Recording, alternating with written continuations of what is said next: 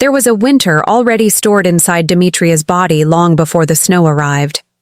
She was the Luna of her people, and she knew, even without saying it aloud, that joy in that castle never came alone. It always came with a shadow tied behind it, waiting for the right moment to reveal itself. When the pregnancy was announced, the halls filled with flowers and smiles she barely recognized as being meant for her.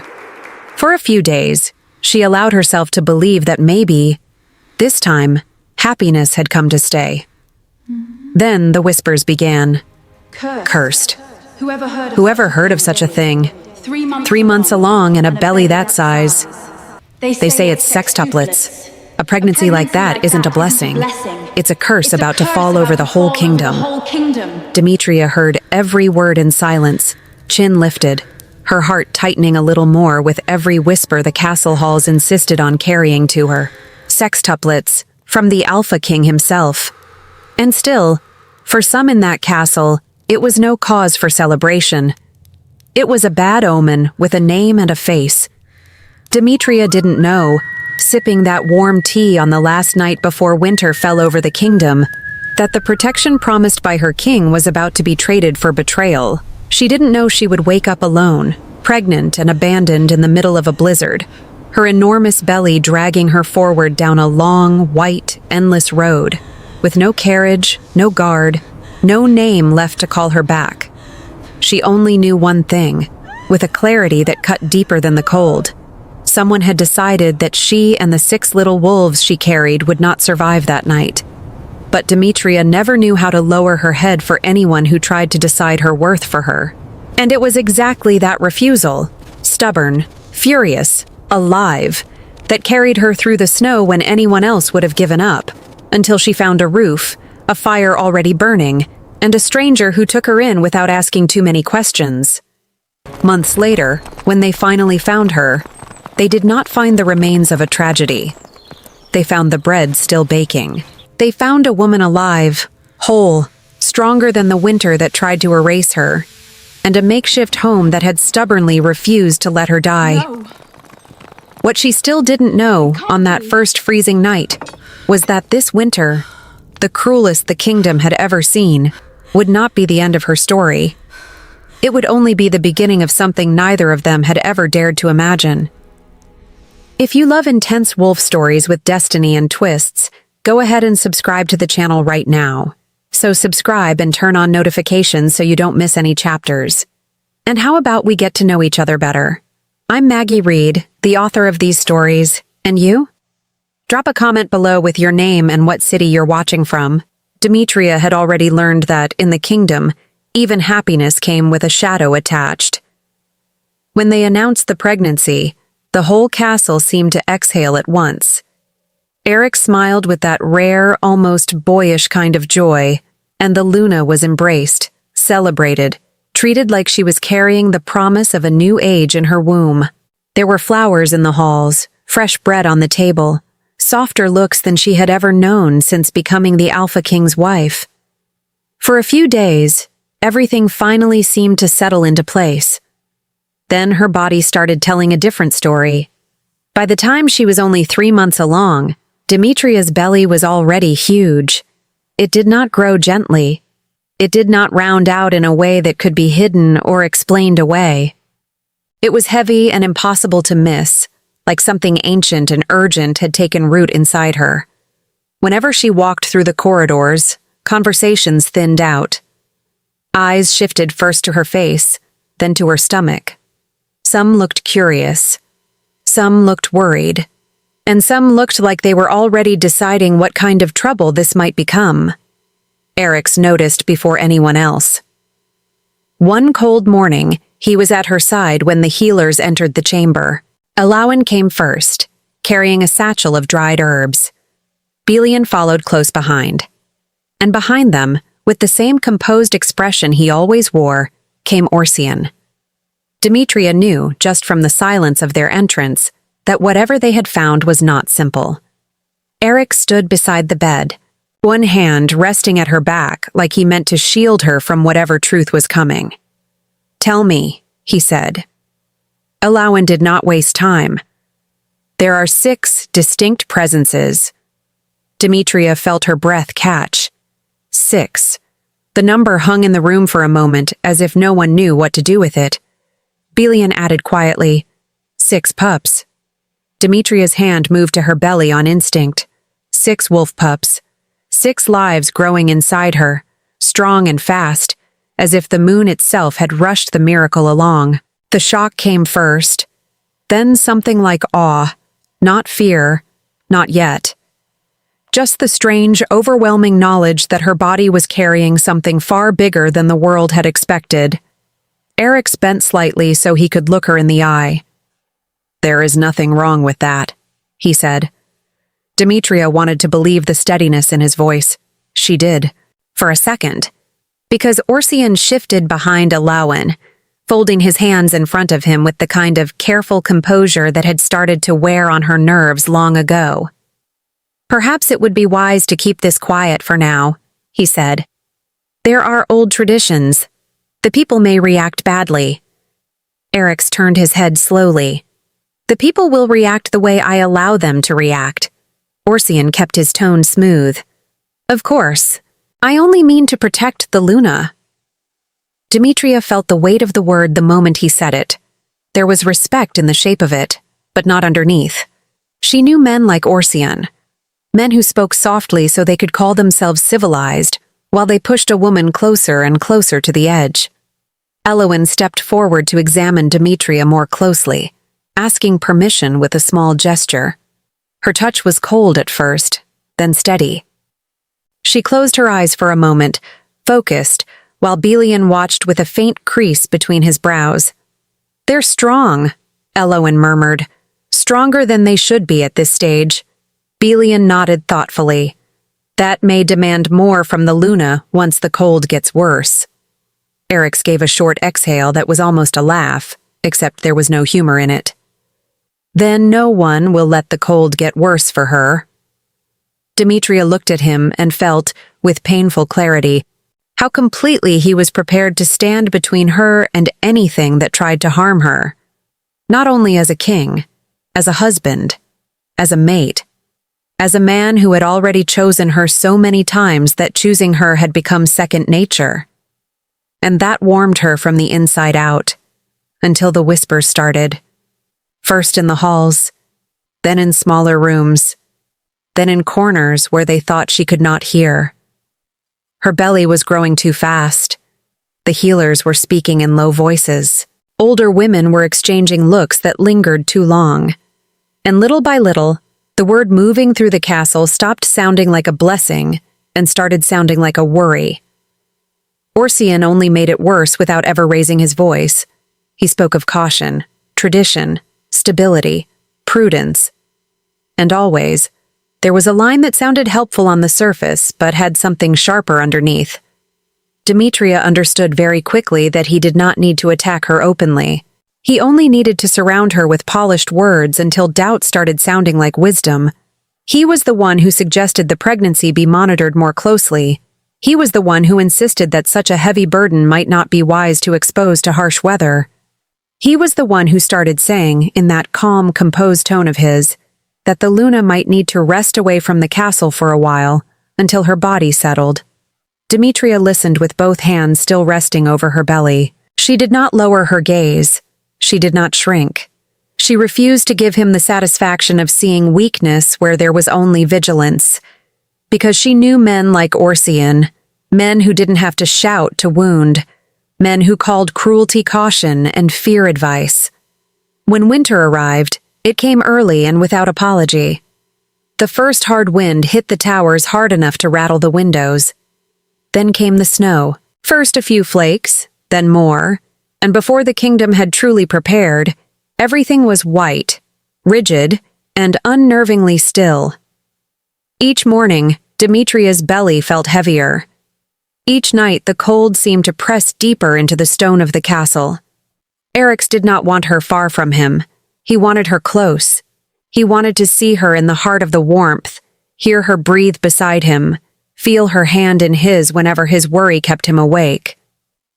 But Orsian kept speaking, and Elowen and Belian, though they did not share his intent, began confirming the risks, the strain, the need for rest. The words piled up until they formed a decision no one said out loud, but everyone in the room could feel coming. Demetria realized too late that the trap had been built for both of them. The night everything changed, the castle felt different. The fires in the hearths burned high, but the wind outside sounded almost alive. Eric's was given a warm drink before bed, something meant to help him rest after a long day. He drank it because he trusted the room, because he was exhausted, because he was too tired to imagine that anyone would use sleep against him. Demetria was half awake when she watched him go under. She tried to call to him, tried to reach him, but his body had already sunk too deep into the mattress, too heavy to answer, and the room was starting to blur at the edges in a way that felt wrong. The last thing she saw before the drowsiness tried to take her too was Orsian in the doorway, quiet and almost respectful, as if this whole night had been arranged to look like care. Then everything broke apart into pieces of cold. When she opened her eyes again, she was no longer in the castle. The air bit at her skin. Snow fell in complete silence over a long, white road leading nowhere she could recognize. Her hair had come loose, half-pinned and blown wild by the wind. Her swollen belly dragged her forward with every careful step. The first breath she took burned so cold it hurt. There were tracks in the snow, but no carriage, no escort, no sign of the road that had brought her there. Only white emptiness, distant trees, and the kind of solitude that did not need words to be cruel. Demetria looked around, confused. Then she understood. They had left her there, pregnant, alone, in the worst winter the kingdom had seen in years. Her hand went to her belly at once, feeling the 6 small wolves moving beneath her skin, and something cold and furious began rising through her chest. Not fear, anger. Because this was not an accident, not carelessness, not protection. It was a choice. And behind that choice, there was one name. Orsian. Demetria lifted her face to the snow, pulled her cloak tighter around herself, and started walking. Far back at the castle, in a room that could no longer hear her, Eric's was waking up and looking for her.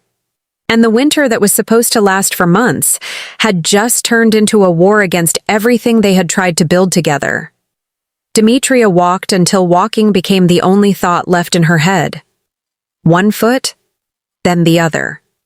The snow did not care that she was a Luna, did not care that she carried 6 lives under her ribs, did not care that her lungs burned with every breath. It just kept falling, patient and endless, erasing her footprints almost as fast as she made them. She hated it. She hated the snow. She hated the silence. And mostly she hated herself for the small, useless part of her that still wanted to turn around and go home, as if home hadn't just tried to bury her in it. "You had a choice," she muttered to the wind, teeth chattering. "You had a whole castle full of people, and you chose this." She wasn't sure if she meant Orsian or Eric's. Maybe both. That frightened her more than the cold did. By the second hour, her anger had curdled into something colder and more useful than despair. Fine. If they thought a pregnant woman would simply lie down in a snowbank and become a sad little legend for future pups to shudder at, they had badly miscalculated. She was going to survive this out of spite alone if she had to. That was when she smelled smoke. She followed it like a lifeline, stumbling over a frozen creek bed, until the trees opened onto a low hill with a crooked chimney poking out of it, more mound than house. A woman stood in the doorway wrapped in 3 mismatched blankets, holding a ladle like a weapon. "Well," the woman said, squinting at her, "you're either a very lost noblewoman or a very confused snowman."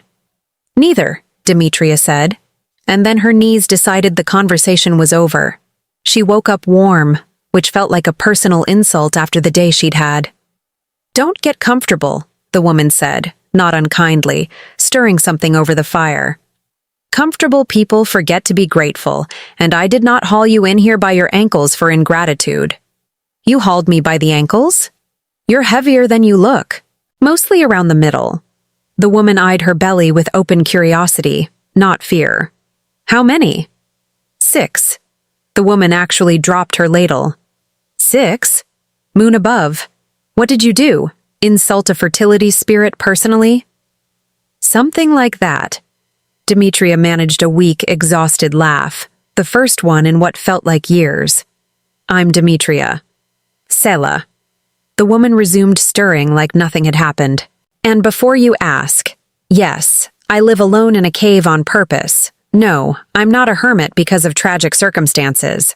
I just don't like people very much.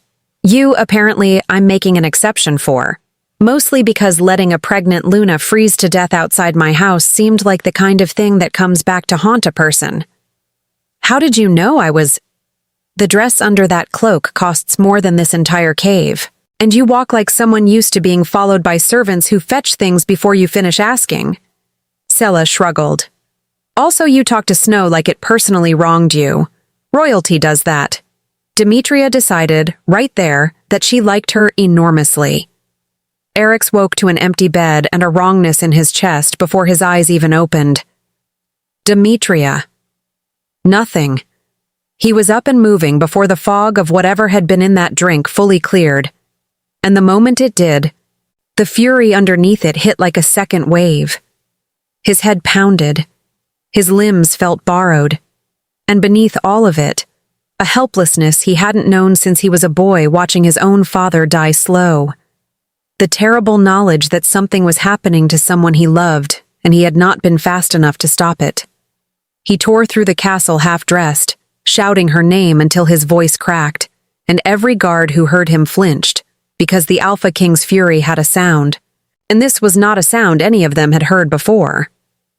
Where is she? He had Orsian by the collar before he'd even decided to move, the older man's feet nearly leaving the floor. Where is she? My king, I don't... You drugged me. Eric's voice dropped low, worse than shouting. You had the healers in my chamber. You've spent months whispering about caution and tradition, and now my wife is gone and you don't know anything? Orsian's composure cracked. Just slightly. Just enough. I only wanted what was best for the pack. You wanted the succession to look the way you needed it to look. Eric's grip tightened. You've hated that I chose her since the day I chose her. This isn't caution. This is you finally getting what you always wanted.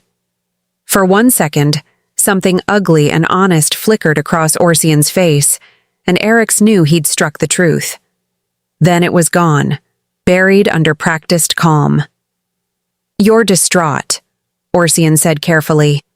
When you're thinking clearly... Eric's threw him to the ground and turned to the room full of frozen guards. Every man who can ride, every wolf who can run, we search until we find her, and God help whoever put her out in this storm, because I will not. By nightfall, Demetria had eaten more of Sela's stew than was probably polite, and Sela had not stopped talking the entire time, which suited Demetria fine, because it meant she didn't have to. So, Sela said, settling by the fire with the ease of someone who'd had this exact conversation with herself 100 times. Husband or husband's enemies? Husband's advisor. Long story. Involves being left in a snowstorm. Ah, classic. Sela nodded sagely. In my experience, men who whisper softly are more dangerous than men who shout. The shouters, you can see coming. That's exactly what I said. Because it's true. Sela poked the fire. You'll stay here. Winter's going to be a long, mean one this year. I can feel it in my knees, and my knees have never once lied to me. You're not walking anywhere with 6 passengers on board. Demetria looked around the small, smoky cave, at the dried herbs hanging from the ceiling, at this strange, blunt woman who had pulled her in from the snow without asking a single useful question first. Thank you, she said quietly. Don't thank me yet. Sela smirked. Wait until you've heard me sing while I cook. Some say it's worse than the cold. Outside, the storm deepened, burying the road, the tracks, and every trace that might have led searching riders toward the hill with the crooked chimney. Somewhere beyond the white, a king rode until his horse could go no further, calling a name the wind refused to carry. The days in the cave found their own rhythm, and Demetria, to her own surprise, did not hate it. She woke to Sela already muttering at the fire like it owed her money, spent mornings learning which herbs did what, and which ones Sela swore by for reasons that made no medical sense whatsoever, and afternoons sitting by the entrance watching snow bury the world a little deeper each day. Her belly had grown so large that standing up had become a small negotiation, and Sela had taken to narrating the whole process like a sports commentator. "And she's up," Sela said one morning, watching Demetria heave herself off the pallet. "Remarkable balance for a woman smuggling 6 wolves under her dress. You're a terrible person." "I'm an honest person. There's a difference, though I understand the confusion, since you've apparently spent your whole marriage surrounded by men who confuse flattery with honesty." Demetria threw a dried root at her. Sela caught it and ate it. It became, unexpectedly, one of the best parts of her days. This strange woman who spoke to her like an equal, who never once treated her belly like a fragile thing, or her crown like it meant anything in a cave, who made her laugh so hard some nights that the pups kicked in protest. But the nights were harder. At night, when Sela's snoring filled the cave and the fire burned low, Demetria let herself feel the things she didn't say out loud, the fear that Eric's had been part of it, quickly followed by shame for even thinking it, followed by fury that she'd been put in a position where the thought could exist at all. She pressed her palm to her belly and talked to them quietly, promising things she wasn't sure she could keep. "I won't let anyone decide your worth before you're even born. I won't let anyone leave you in the snow." Some nights she cried. Sela never mentioned it in the morning, which was, in its own blunt way, the kindest thing anyone had done for her in months. Eric's did not stop. Weeks bled into each other, marked only by which mountain pass his men had searched and come back from empty-handed. He slept in his armor more often than not. He stopped shaving. His generals started exchanging looks when he wasn't watching, the kind of looks men give a leader they're starting to worry about. Belian found him one night staring at a map with more torn edges than intact ones. "My king, you need rest." "I need my wife." Eric's didn't look up. "Rest is a thing I'll consider once I have her back." "You've searched the Eastern Ridge 3 times. Then I'll search it a 4th. His voice cracked on the last word, and he hated himself for it. Hated that grief and fury had started sharing the same room in his chest, and he couldn't tell anymore which one was driving. "Belian, if she's out there in this—" He couldn't finish it. Didn't need to. Belian, to his credit, didn't offer empty comfort. He just refilled Eric's cup and sat with him in the silence, which was somehow worse and better at the same time. Orsian, meanwhile, had made himself scarce, which Eric's noticed, filed away, and did nothing about, not yet. He needed proof, not suspicion, and suspicion without proof was a war he'd lose in front of the council. So he let the advisor keep his false calm, watched him from a distance, and waited for the crack that would show. He didn't know that the crack was already showing, alone, in Orsian's own chambers. Orsian told himself most nights that he'd done the right thing. The pack needed stability. 6 pups from an unproven Luna, born in questionable circumstances no one fully understood, was not stability. It was chaos wearing a crown. He'd watched his own father lose everything to a succession crisis decades ago, had grown up in the wreckage of a pack that ate itself alive over bloodlines and legitimacy. He was not going to let that happen again. Not on his watch. Not while he still had breath to prevent it. That was what he told himself. The truth, quieter and uglier, was that he had never forgiven Eric's for choosing a nobody with no lineage, no alliances, no political value, over the daughter of a neighboring pack that Orsian himself had spent years courting into partnership. He had built bridges Eric's burned in a season for love, and love, in Orsian's long experience, built nothing that lasted. So he told himself it was about stability. And every night, staring at his own hands, he wondered if he actually believed it anymore. Spring announced itself slowly, the way it always did in the mountains. A softening in the air before any snow actually melted, a smell of wet earth underneath the white. Demetria, 7 months now and moving like a ship under full sail, stood at the cave entrance and felt it before she saw it. The first real warmth in 4 months. "Well," Sela said, joining her, "someone upstairs finally took pity. Took them long enough. To be fair, you did insult Snow to its face back in December. Some things hold grudges." Demetria laughed, and it turned into something else halfway through. A hitch in her breath, a hand flying to grip the cave wall. Sela was at her side instantly, all humor gone. "Demetria, I'm fine. It's not that." Demetria closed her eyes, listening to something under the wind that Sela couldn't hear. Hoofbeats. Many of them. Wolves running hard, closer than any search party had come in 4 months. Her heart slammed against her ribs. Someone's coming. Sela grabbed the nearest blade she owned, which was mostly used for chopping herbs. "Friend or funeral?" Demetria didn't answer. She was already moving toward the tree line, one hand under her belly, the other pressed to her chest like she could keep her own heart from climbing out of it. Because she knew that howl. She'd know it anywhere, in any season, buried under any amount of snow. "Eric's," she breathed. And somewhere down the melting hillside, a king who had not slept properly in 4 months went still on his horse, lifted his head, and caught a scent he'd been chasing through an entire winter. Closer now than it had ever been, real, alive, and impossibly close. 3 months into the search, Eric's found the shawl.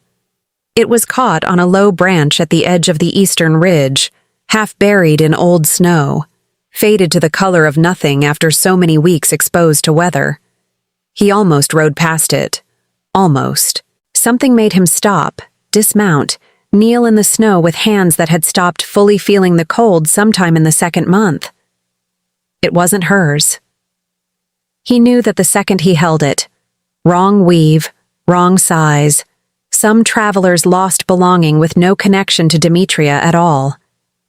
But for the 3 full seconds before he was certain, his heart had stopped so completely that when it started again, it hurt like something tearing. He stayed kneeling in the snow longer than he meant to. My king. One of his trackers, a quiet wolf named Pharaoh, hung back at a respectful distance, the way the men had learned to do whenever Eric's went still like this. "It isn't—" "I know." Eric's voice came out rougher than he intended. "I know it isn't hers." He didn't move for a long moment. The ridge stretched out below them, white and vast and utterly indifferent. 3 months of searching reduced to this. A stranger's shawl and a heartbeat that wouldn't slow back down. "We've searched this pass twice," Pharaoh said carefully. "There's nothing more to find here. Perhaps we should—" "Say it," Eric said. "Whatever you're about to suggest. Just say it plainly. I'm tired of people softening things for me like I'll shatter." Pharaoh hesitated, then didn't. "Some of the men are starting to wonder if we're searching for someone to find or a body to bury. I don't believe that. But they're exhausted, my king, and exhaustion makes men start preparing for the worse outcome, just so it hurts less if it comes." The words landed like a blow, mostly because Eric's had been having the same thought himself, alone, in the dark, for weeks now. And hearing it said aloud by someone else made it real in a way his own private fear hadn't managed. He looked down at the stranger's shawl still balled in his fist. "She walked out of that castle carrying 6 lives inside her," he said quietly, "because I trusted the wrong men in my own home. If she is out here somewhere, cold and alone and afraid, and I stop looking because my men are tired, then whatever happens to her happens because I decided her life was worth less than my own comfort. I won't do that. I don't care if it takes another 4 months. I don't care if it takes years. I am not riding back through those gates without her." "And if she isn't out here to find?" Pharaoh asked, gently, the question no one else had been brave enough to ask him directly. "If the storm already—" "Then I'll know I did everything a man could do," Eric said, "instead of living the rest of my life wondering if I gave up an hour before I would have found her." He straightened, tucking the shawl inside his coat without quite knowing why, some instinct refusing to leave it in the snow. "Mount up. We're searching the western slopes before nightfall." Pharaoh didn't argue. None of them did anymore, not after the first month, once they understood that this was no longer a king conducting a search. It was a husband refusing to accept a world that didn't have her in it. They rode until the light failed, found nothing, and made camp in silence. That night, staring at a fire that gave more smoke than warmth, Eric's allowed himself, for the first time since the drink had pulled him under, to imagine the version of his life where he never found her at all. An empty throne beside his, 6 cradles that stayed forever unfilled, a castle that would never again hear that particular sound of her laughing at something he hadn't meant to be funny. He put the thought away before it could finish forming. He had to. There was no version of himself that survived thinking it all the way through. So he closed his eyes, exhausted past the point language had words for, and did the only thing that had kept him upright for 3 months running. He got up the next morning, and he kept searching. Eric's was off the horse before it fully stopped, and later he would not remember doing it. Only the ground under his boots and then Demetria in front of him. Real, upright, alive, her belly enormous under a borrowed cloak that wasn't hers. For 1 full second, neither of them moved, as if touching each other might prove this was another cruel dream. One more trick his exhausted mind had played on him somewhere in a search he'd stopped believing would end. Then he crossed the last few feet and pulled her in so carefully, it was almost worse than if he'd crushed her. Like he didn't trust himself not to break, and didn't trust the world not to take her again the second he let go. "You're here," he said into her hair, voice wrecked. "You're actually... I'm here." Demetria's hands fisted in his coat, and she was crying and furious and relieved all at once, which felt like too many things to be at the same time. And yet, there they all were. "Where were you?" 4 months, Eric's. 4 months. "I searched every ridge in this kingdom twice." His hands framed her face like he needed to confirm every detail was real. "I thought..." His voice broke clean in half. "I thought I'd lost you both. All of you." "You almost did." She pulled back just enough to look at him properly, and the fury she'd been carrying since that snowy road came roaring back up through the relief. "Someone drugged you, Eric's. Someone walked me out into a blizzard pregnant with 6 pups, and left me there to freeze, and I want to know who. And I already have a very good guess." Eric's jaw went tight in a way that had nothing to do with tenderness. "Orsian. Orsian." Behind them, Selah cleared her throat loudly, still holding her herb-chopping knife like she hadn't fully ruled out needing it. Not that this reunion isn't lovely, truly, very cinematic, but somebody want to introduce me before the Alpha King's guard decides I'm a threat? Eric's blinked, seeming to notice her for the first time, and had the grace to look sheepish. "My apologies. You are?" "Selah. I fished your wife out of a snowbank and kept her alive for 4 months on stew and questionable life advice, so I'd like a little credit, please." Something in Eric's face cracked open. Not the exhaustion this time, but something rawer underneath it. He crossed to her and, to Selah's visible shock, dropped his head in a bow far too deep for a king to give a stranger. "Then you kept my whole world alive," he said. "Ask anything of me. It's yours." Selah looked at Demetria over his bowed head with an expression that said, "Oh, I like him," and then said out loud, "A house that doesn't smell like wet dog would be a start." Demetria laughed. Really laughed. the kind that shook loose something tight in her chest that had been wound there since December. They made camp near the cave that night, rather than risk the ride back in Demetria's condition, and it was there, by the fire, that the warmth of the reunion cooled into something harder. "Tell me everything," Eric said, sitting close enough that his hand never left hers, like letting go was no longer a risk he was willing to take. From the drink onward. So she did. The healers' voices through the haze. Orsian in the doorway, waking up on the white road with nothing and no one. He listened with his jaw locked so tight Demetria worried for his teeth, and when she got to the part about walking until she found smoke, his grip on her hand tightened until it nearly hurt. "I am going to kill him," Eric said quietly, and it wasn't a threat. It was a plan, already half-built. "No," Demetria said. He looked at her like she'd struck him. "Not like that. Not quick, not quiet, not some private execution he can call an accident of politics." Her eyes had gone hard in a way Selah, watching from across the fire, recognized instantly. The look of someone who'd had 4 months alone in the cold to plan. "I want the council to hear exactly what he did. I want every ally he ever built to watch him unravel in front of them. I want him to lose everything the way he tried to make sure I lost everything. Slowly. Publicly. Completely." Eric stared at her for a long moment, something between shock and pride moving across his face. "Remind me," he said finally, "never to leave you alone in a cave with a knife-wielding herbalist for 4 months again. You've gotten terrifying." "I've always been terrifying," Demetria said. "You were just too busy being in love with me to notice." Selah snorted into her stew. "I like her so much more now." Orsian felt the change in the castle before anyone told him what had caused it. Servants stopped meeting his eyes. Guards who used to nod at him now looked through him. And when word finally reached him, the Luna found alive, the king riding home with her at his side, both of them very much aware of what had happened that night. Something cold settled into his stomach that felt uncomfortably like the first real fear he'd had in years. He told himself he still had allies.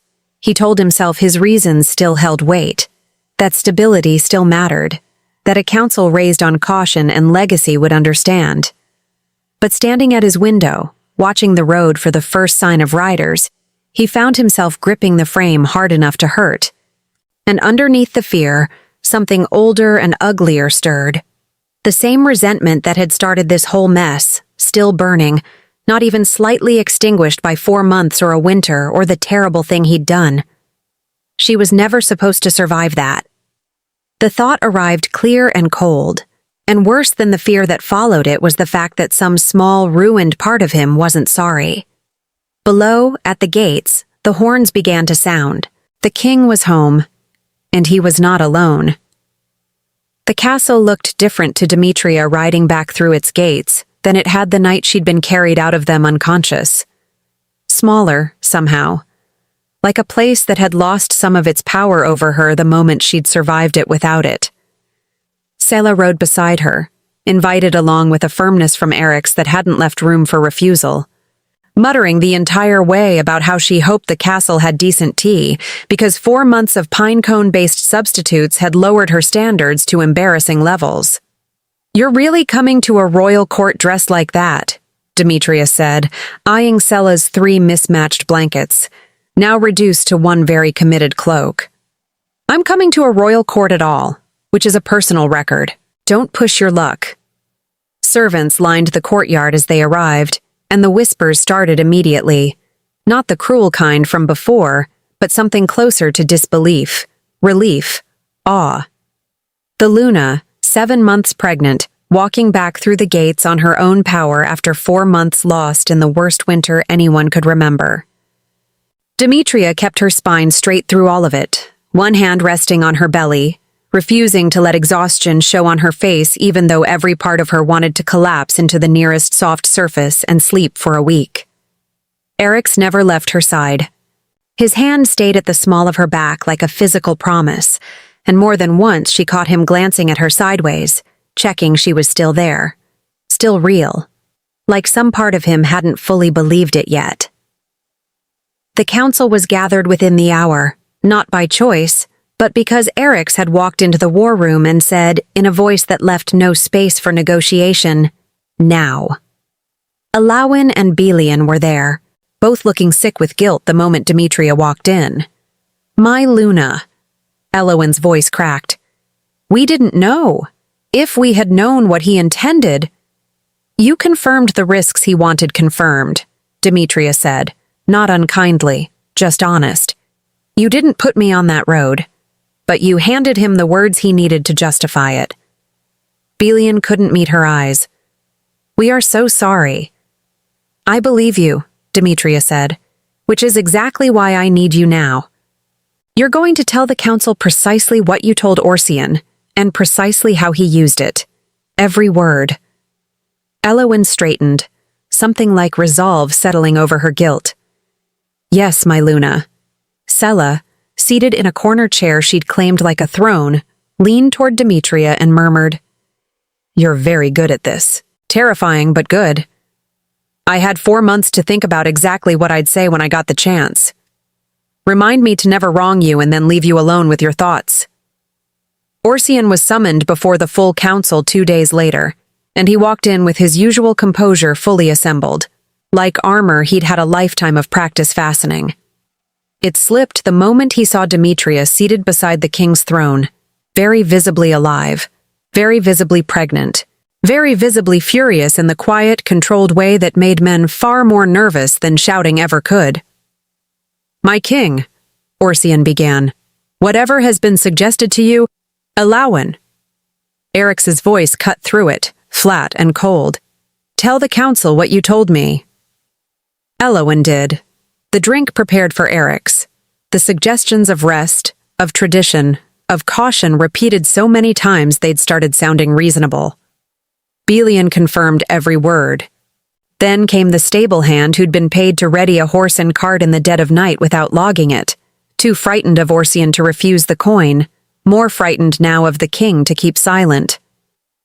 Piece by piece, the room built a case Orsian couldn't talk his way around, and Demetria watched something break behind his eyes as he realized it, the exact moment a man who'd spent his life being smoother than everyone around him understood that smoothness wouldn't save him this time.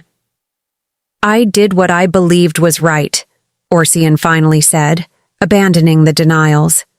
His voice, for the first time, had nothing polished in it. 6 pups from an unproven Luna, born under circumstances the pack didn't understand. Do you have any idea what that could have done to us? I watched my own father's pack tear itself apart over succession. I grew up in the wreckage of it. I was trying to prevent that from happening again. By nearly killing my wife and every child she carries? Erix's voice had gone dangerously quiet. I didn't think she'd... Orsian stopped himself, but it was too late. The room heard it anyway. "You didn't think I'd survive," Demetria finished for him, and something in her voice made even Sela go still. "You didn't leave me in that storm hoping I'd find shelter. You left me hoping I wouldn't." Orsian said nothing, which was its own confession. "I understand grief," Demetria continued, and to everyone's surprise, there was no cruelty in it, just a terrible, steady clarity. "I understand watching something you love get destroyed and deciding you'll do anything to stop it from happening again. I understand that fear better than you know. But you didn't protect this pack, Orsian. You tried to murder its future because you couldn't control it, and you dressed it up as caution because that was easier to live with than the truth." For one moment, something genuinely human crossed Orsian's face. Not calculation, not composure, just an old man confronting the shape of what he'd actually done, stripped of every justification he'd built around it. "The council will decide his fate," Erix said. "Take him to the West Tower until judgment is passed." As the guards led him out, Orsian looked back once, not at Erix, but at Demetria, and said quietly, "For what it's worth, I hope they're worth what it cost." "They already are," Demetria said. That was never in question. only whether you'd survive learning it. That night, exhausted in a way that went bone deep, Demetria sat by the fire in her own chambers. Real ones, warm ones, with Eric's hand never leaving hers. While Sela inspected the room with the frank curiosity of someone who had never seen a canopy bed and had opinions about it. "This is obscene," Sela announced. "One person does not need this much velvet. You're welcome to some of it. I might steal a pillow on principle." Sela dropped into a chair, finally still. "You did well today, both of you." Eric's looked at her, something warm and grateful in his exhausted face. "We couldn't have gotten here without you." "I know." Sela smirked. "You can thank me by never making me attend court again. Once was character building. Twice would just be cruel." Demetria laughed, leaning into Eric's side, feeling, for the first time in 4 months, something close to safe. Outside, spring kept pressing in against the last of winter, and somewhere in the West Tower, a man sat with nothing left but the truth of what he'd done, and 2 months remained before everything either of them had fought for would finally be decided. 8 months came with a strange kind of stillness, the way the eye of a storm always feels like peace right up until it isn't. Demetria had grown so large that Sela had taken to calling her the Fortress, a nickname that had, infuriatingly, caught on with half the kitchen staff. She waddled rather than walked now, slept sitting nearly upright, and had developed a temper that Eric's navigated with the careful respect of a man diffusing something explosive. "I am not fragile," she informed him one morning, when he tried to carry her down a single flight of stairs. "I am pregnant. There's a difference. You nearly fell yesterday." I swayed, regally. Sela, uninvited but permanently present at this point, snorted from the window seat. "She swayed like a felled oak, my king. I was there. It was very regal, if regal now means gravity adjacent." "You're supposed to be on my side," Demetria said. "I'm on the side of not lying to a woman carrying 6 wolves who could smell a lie from a mile off even before she got terrifying. Now she'd smell it from 2. Eric's laughed. An actual laugh, unguarded, the first Demetria had heard from him in days, and the sound of it did something warm to her chest every single time, like she was still getting used to having it back.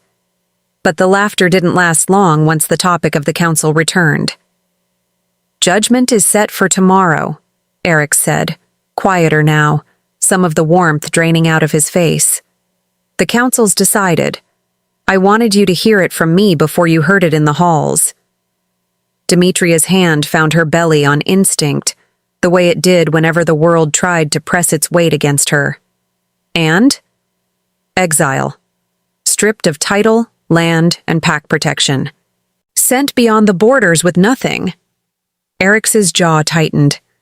"Some on the council wanted worse. I wanted worse some nights. But you were right. A quiet execution would have made him a martyr to anyone who quietly agreed with him. This way, everyone watches him lose everything in daylight." "Good," Demetria said, and meant it, though something more complicated moved under the word. She had spent 4 months hating a name. Now that the sentence was real, the hatred felt less clean than she'd expected, tangled up with something almost like pity, which annoyed her more than the pity itself. Sela, watching her face, said nothing for once, which was its own kind of understanding. Eric's found Orsian alone in the West Tower that night, unable to stay away, needing to look at the man one more time before it ended.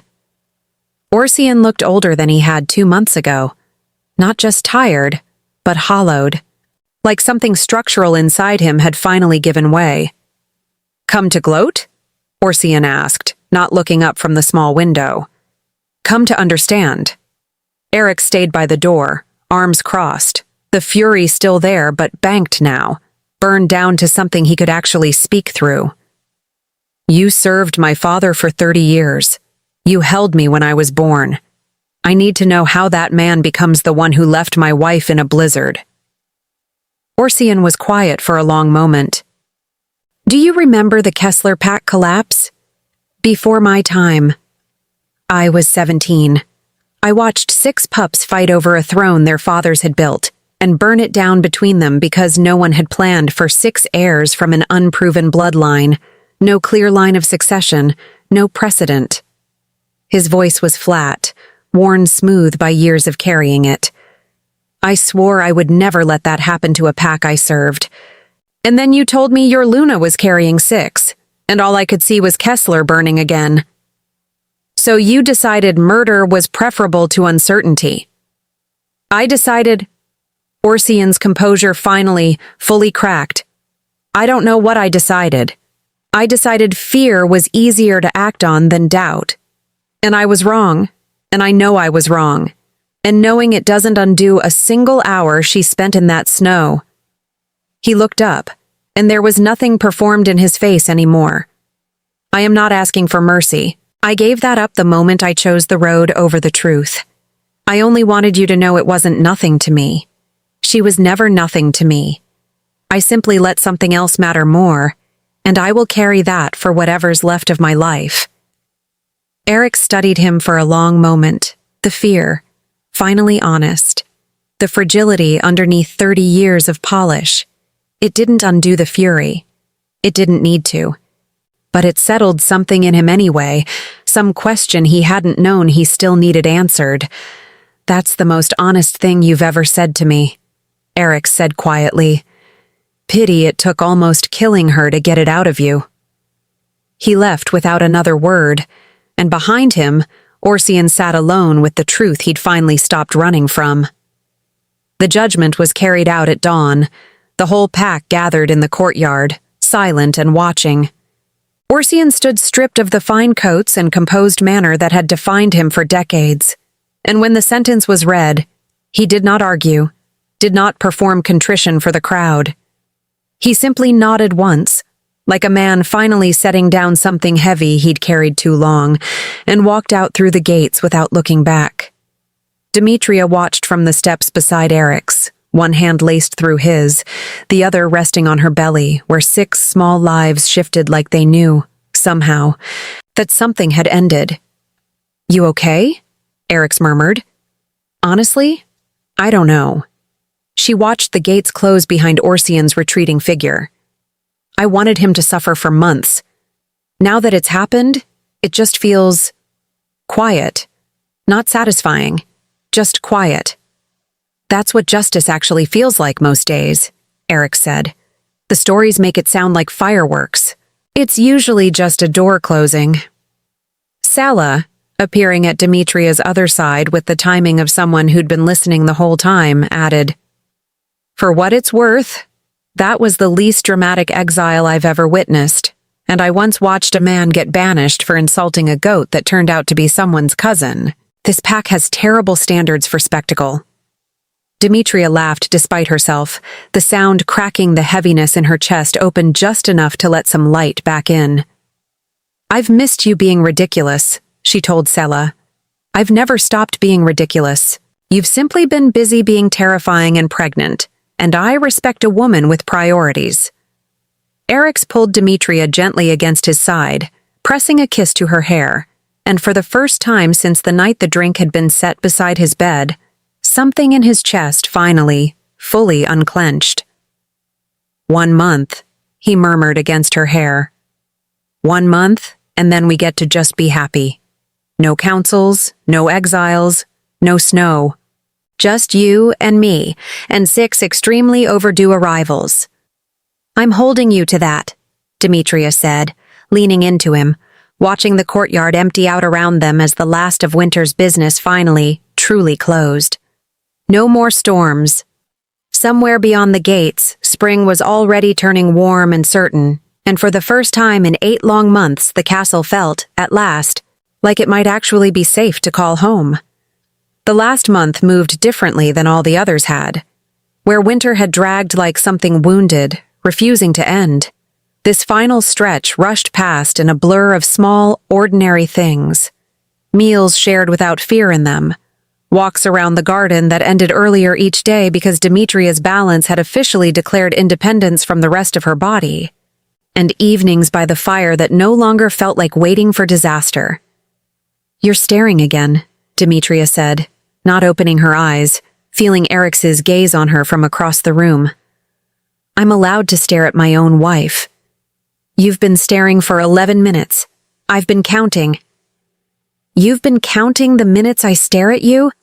That feels like something you should be a little embarrassed about."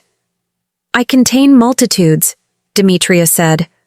"Also, I have nothing else to do. I can no longer see my own feet."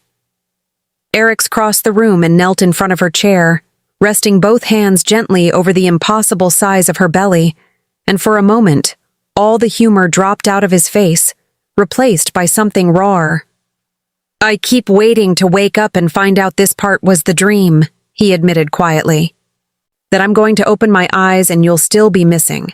And none of this, you, safe, this close to the end, will have actually happened." Demetria's hand covered his. "I'm here. I know." His voice cracked slightly. "I just need to keep hearing it."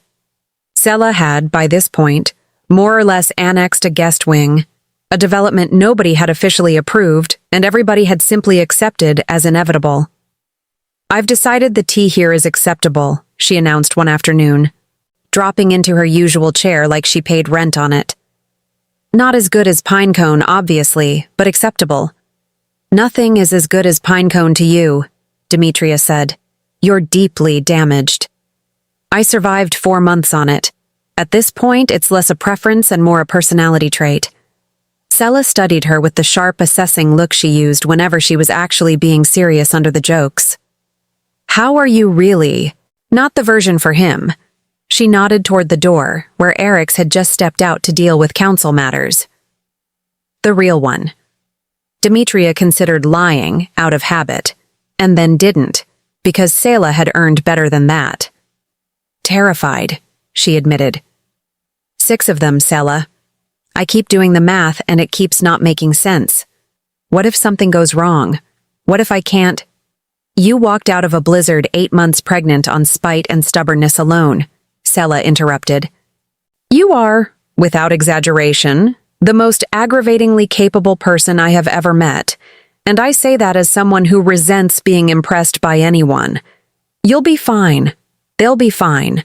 And if anything goes sideways, you have the finest healers in the kingdom, a king who would burn down a mountain rain by hand if it helped, and me, who has delivered more litters than most of the healers here combined, mostly of the 4-legged variety, but I maintain the principles transfer. That's oddly comforting and deeply concerning at the same time. Welcome to knowing me. Sela softened, just slightly in the way she rarely allowed herself to. You're not doing this alone. Not this part, not any part from here forward. I just wanted you to hear that plainly, without a joke wrapped around it, for once. Demetria's eyes stung, and she blamed it entirely on the pregnancy. Word reached the castle, near the end of that last month, that Orsian had been seen at a border settlement 2 territories over, alone, living quietly under a name that wasn't his, doing work that involved his hands rather than his tongue for the first time in decades. No pack, no title, no one who remembered what he'd once commanded. Eric's told her about it over dinner, watching her face carefully for a reaction. How do you feel about that? He asked. Demetria thought about it honestly before answering. I don't feel much of anything, actually. I thought I would. I spent a long time in that cave promising myself exactly how satisfying it would be to see him lose everything. She turned her cup slowly between her hands. But I think I already got what I needed from it. He told the truth finally, at the end. He lost the life he was so afraid of losing anyway, just from a different direction than he expected. That's its own kind of ending. I don't need to carry any more of it than that. Eric's reached across the table for her hand. You're a better person than I am. I still want him to suffer a little.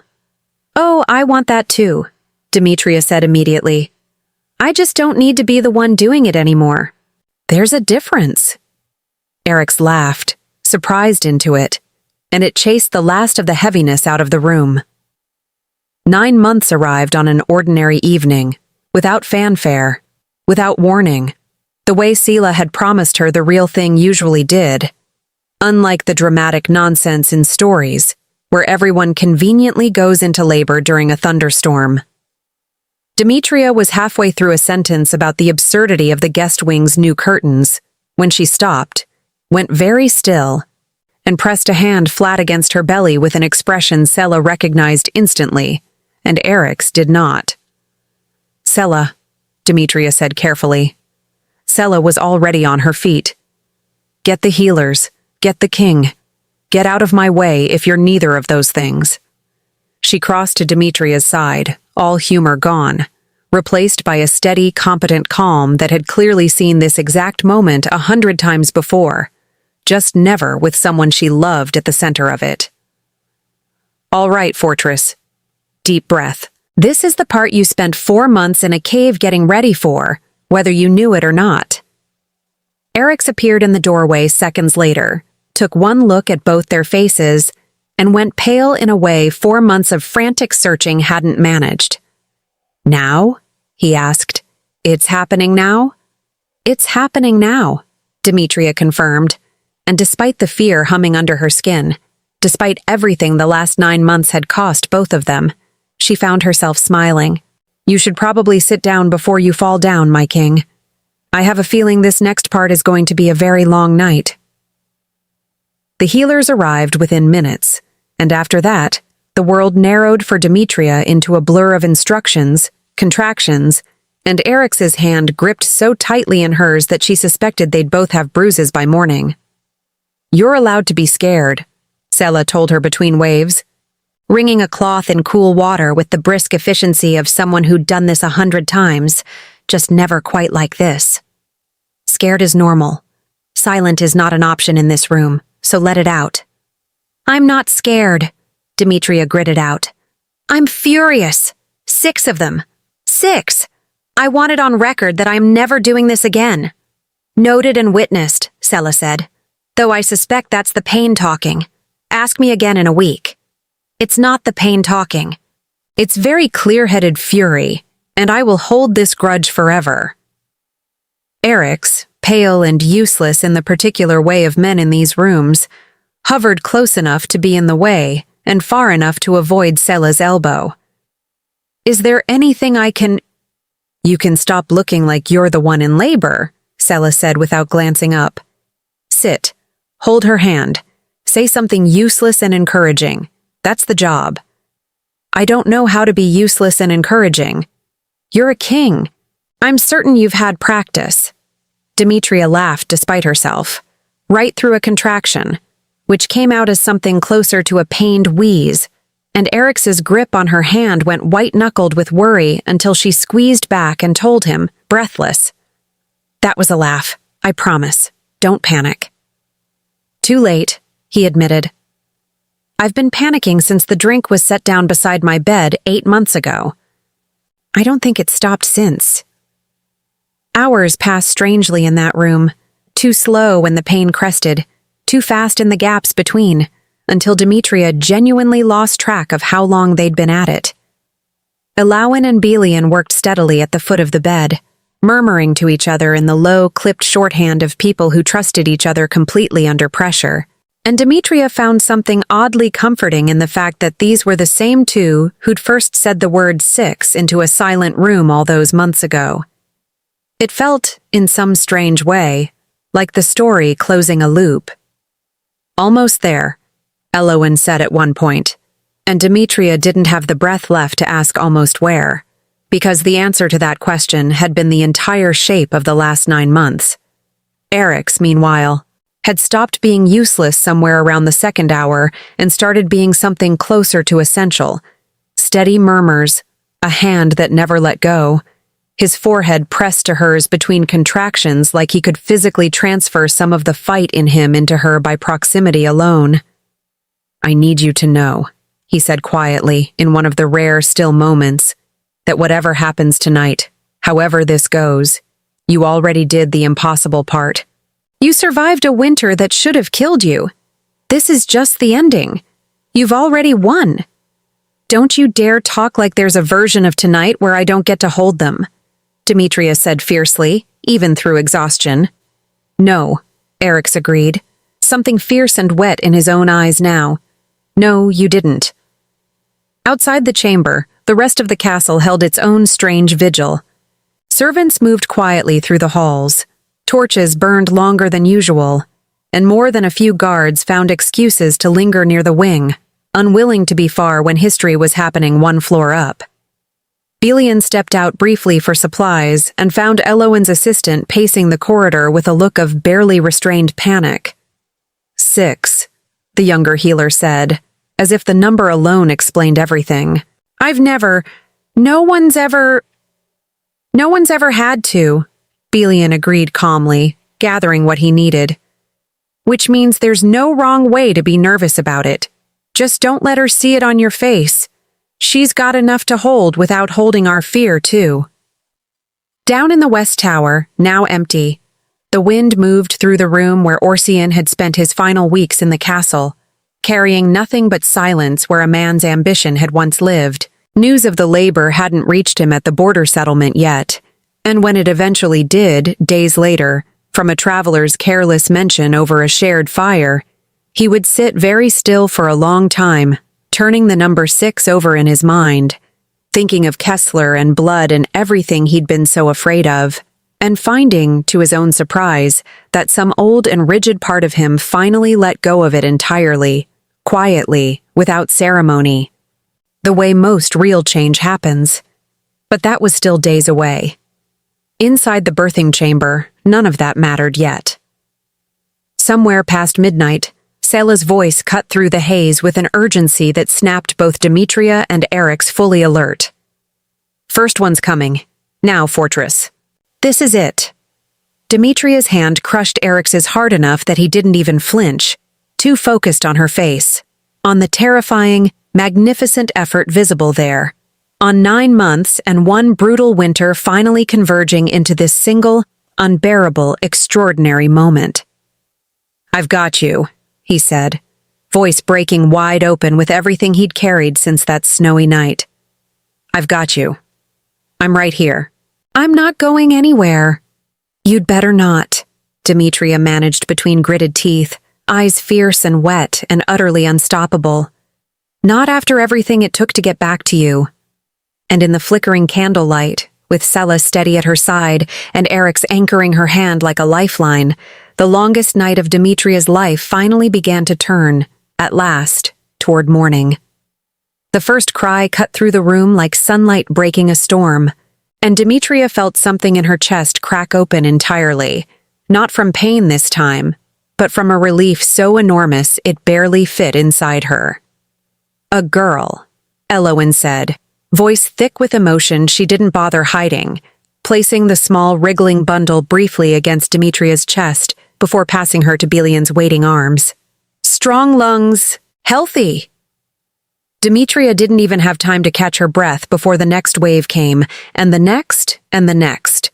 The room dissolving into a blur of urgent, focused motion. Selah's steady voice cutting through every crest of pain like an anchor. Eric's hand never once loosening its grip on hers.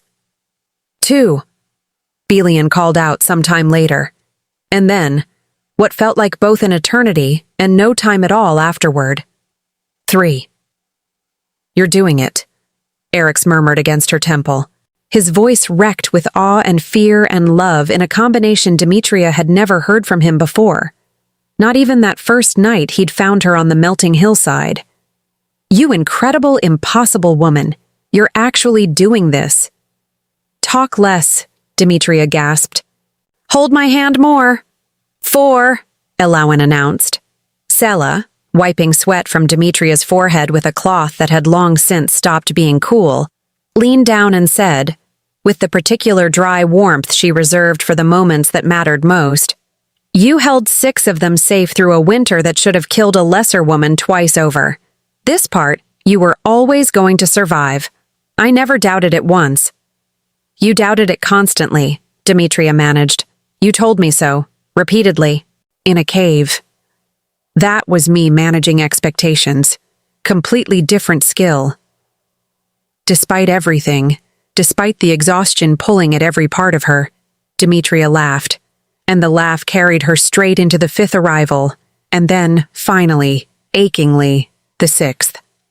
Silence followed, the particular silence of a room holding its breath, and then 6 small, furious cries rose up together, overlapping and enormous, filling every corner of the chamber. Demetria started crying before she even understood she was doing it. Eric's looked, in that moment, like a man who had forgotten entirely how to be a king. No composure left, no careful control, just raw and open and undone, staring at the row of healers now working efficiently around 6 impossibly small, impossibly loud new lives, all of them, against every fear that had haunted this pregnancy since the day the number 6 was first spoken aloud, alive. 6, he said, like he still couldn't quite believe the word after carrying it through an entire winter of dread. They're all here, Elowen confirmed, exhausted and radiant. All 6. Healthy. Eric's pressed his forehead to Demetria's, both of them shaking, both of them laughing and crying in some tangled combination neither had words for. You did this, he said. After everything he tried to take from us, you did this anyway. We did this, Demetria corrected, voice raw. You searched an entire kingdom for 4 months without stopping. Don't you dare take yourself out of this ending. It took nearly an hour before the chamber settled into something quieter. 6 small bundles finally cleaned, wrapped and quiet, passed one by one into arms that had waited an entire cruel winter for this exact wait. Demetria held 2 at once, exhaustion pulling at every limb, and still could not stop staring at them like she expected them to disappear the moment she blinked. They're real, she whispered. They're real, Eric's agreed, holding 2 more, looking at her like she was the only miracle in the room that actually mattered, the 6 included. And they're safe. And so are you. That's the only part of this whole year I ever actually cared about. Sela, holding the remaining 2 with a competence that surprised absolutely no one in the room, looked between the new parents and rolled her eyes with visible affection. I would like it noted, she announced, that I am now unofficially responsible for the survival of 8 members of the royal family, and I expect this to be reflected in future stew quality. You'll have the finest stew in the kingdom for the rest of your life, Eric said, with total sincerity. You have my word as king. Careful with promises like that. I intend to hold you to it for decades. Good, Demetria said softly, looking around the room, at Eric's, undone and radiant, at Sela, gruff and devoted and utterly irreplaceable, at Elowen and Belian, exhausted and proud, at 6 small, furious faces who had no idea yet what kind of winter had nearly cost them everything before they'd even arrived. I want you here for decades. I want all of this. Every ridiculous, exhausting, impossible piece of it. Outside the window, the last true chill of the season finally broke, and the first real warmth of spring settled fully over the castle, over the kingdom, over a story that had started in a blizzard and ended, at last, in a room full of new voices refusing to be quiet.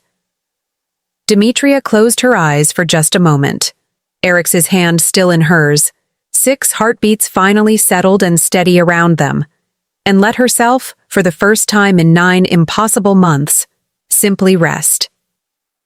3 weeks after the births, the castle finally felt like it belonged to them again. Demetria was still exhausted in the particular bottomless way no one had properly warned her about, but it was a different exhaustion now. Softer, earned, threaded through with something that felt suspiciously like joy every time one of 6 small voices interrupted her sleep. She'd stopped resenting the sleeplessness somewhere around the 2nd week. Mostly. You look terrible, Sela informed her cheerfully, dropping into her usual chair with a tray of tea she'd apparently decided was now hers to manage. In the best possible way, terrible like a woman who survived something enormous, not terrible like a woman who's given up. Thank you, I think. You're welcome. I don't do empty compliments. Never have. Demetria smiled into her cup, watching Eric's across the room, hunched over a cradle with the deep concentration of a man solving a diplomatic crisis rather than resettling one very unimpressed infant. He'd taken to fatherhood with the same intensity he brought to everything else, which meant he was terrible at pretending he wasn't exhausted, and worse at admitting it. He hasn't slept properly since the birth, Demetria said quietly. Neither have you. I have an excuse. I grew them. He spent 4 months searching a kingdom for you on no sleep and pure stubbornness, Selah said. I think the man's relationship with rest was already complicated before you added 6 more reasons to stay awake.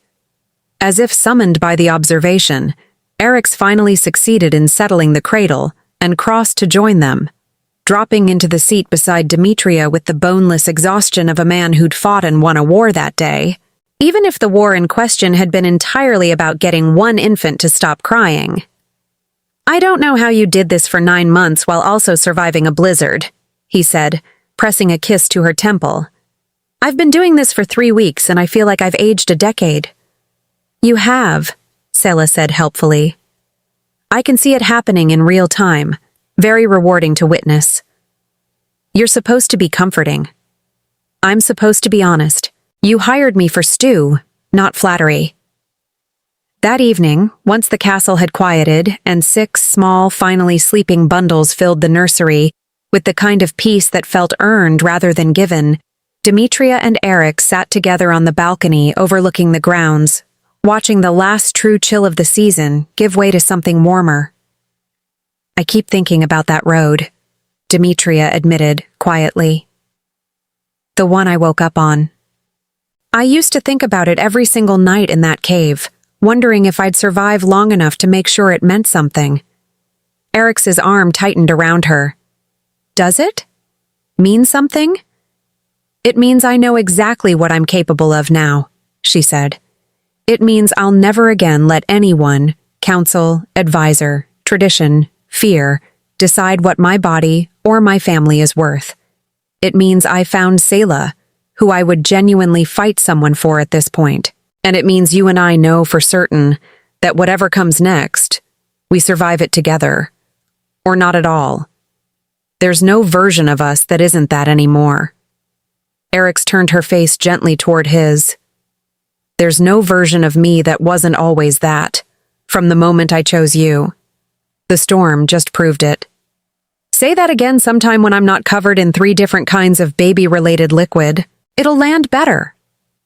He laughed, warm and unguarded, and kissed her slow and certain, the kind of kiss that carried an entire winter of fear finally, fully released.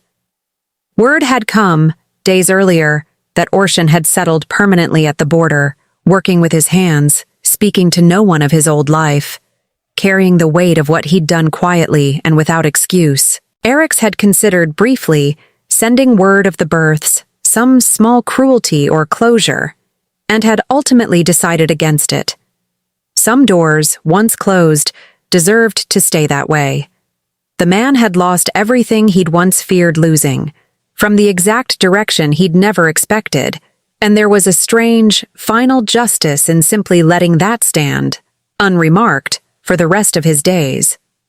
No more looking back, Demetria said, as if reading the thought straight off his face.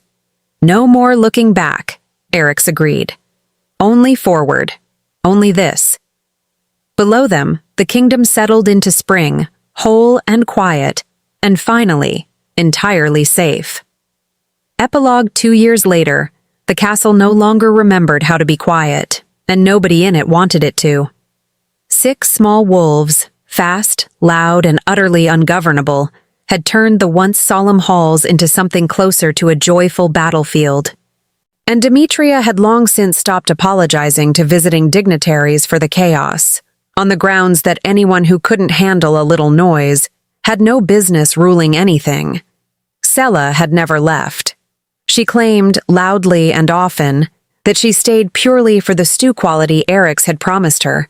But everyone in the castle knew better. Especially the 6 who'd taken to calling her Aunt Sella, with the kind of devotion that made the old herbalist pretend to be far more annoyed than she actually was. "I did not sign up to be sentimental," she muttered one afternoon, watching the chaos unfold across the courtyard with an expression that betrayed exactly how sentimental she'd become. "I signed up for stew and solitude. This is a different arrangement entirely." "You love it," Demetria said, settling beside her with 2 cups of tea that had, over 2 years, finally met Sella's exacting standards. "I tolerate it with great affection," Sella allowed. "There's a difference. A very small one, but a difference." Eric's crossed the courtyard toward them, laughing at something one of the pack elders had said, looking, for the first time in years, entirely unburdened. A king who had weathered his hardest winter and come out the other side not just intact, but genuinely, thoroughly happy. He caught Demetria's eye across the yard and smiled the smile that had once, on a melting hillside, told her everything she needed to know about how completely he'd chosen her, and kept choosing her, every single day since. Demetria smiled back, tea warm in her hands, home settled deep in her chest at last, and thought, with quiet certainty, that whatever storms still waited somewhere out past the horizon, she and this ridiculous, hard-won family of hers would meet them exactly the way they'd survived the first one. Together. The end.